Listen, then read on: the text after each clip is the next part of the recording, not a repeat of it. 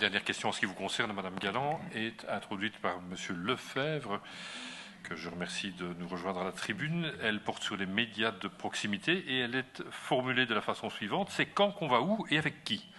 Le secteur et les citoyens méritent une méthodologie claire. Vous avez la parole, chers collègues, pour développer ce questionnement. Merci beaucoup, Monsieur le Président, Madame la Ministre, chers collègues. Effectivement, je voudrais avoir quelques clarifications sur la réforme des médias de proximité.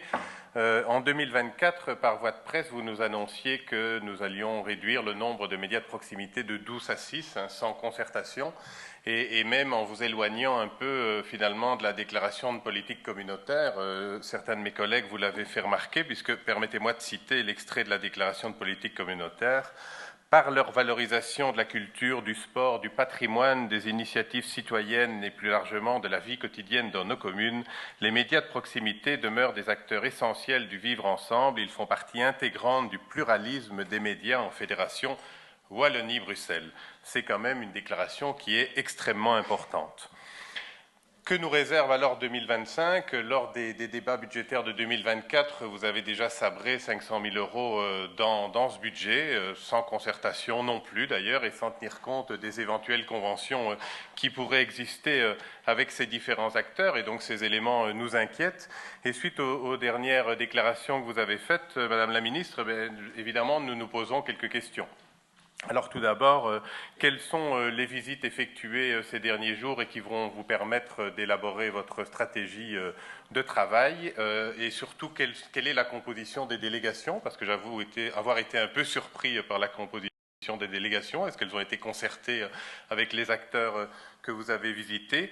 Pouvez-vous nous communiquer quelques éléments sur la méthodologie qui va être appliquée dans le cadre de la mise en place de ces groupes de travail et surtout sur les objectifs qui seront poursuivis, parce que c'est quelque chose d'extrêmement important et qui nous intéresse évidemment tous.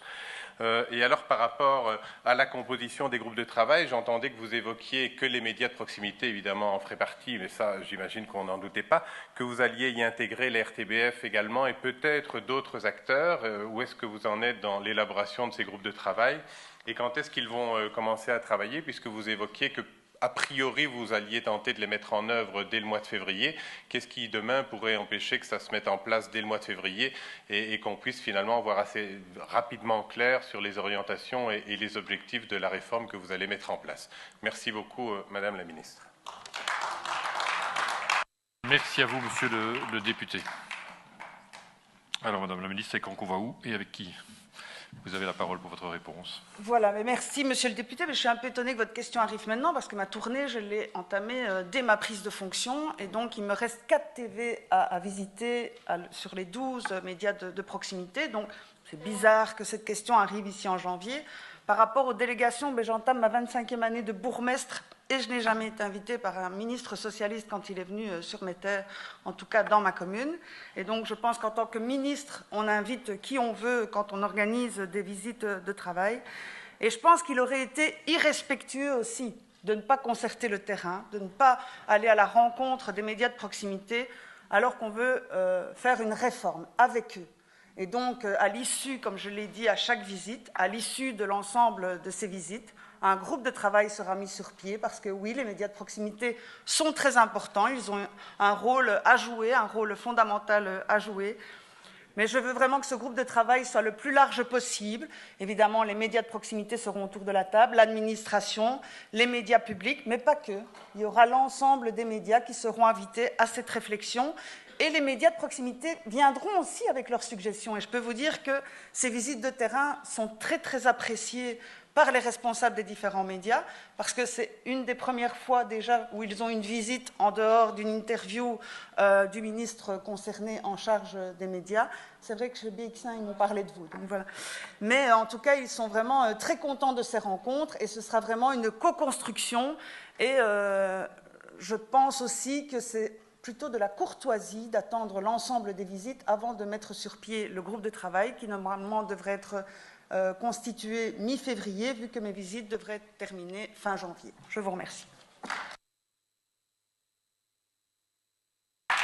Merci Madame la Ministre. Monsieur le député, vous avez la parole pour votre réplique.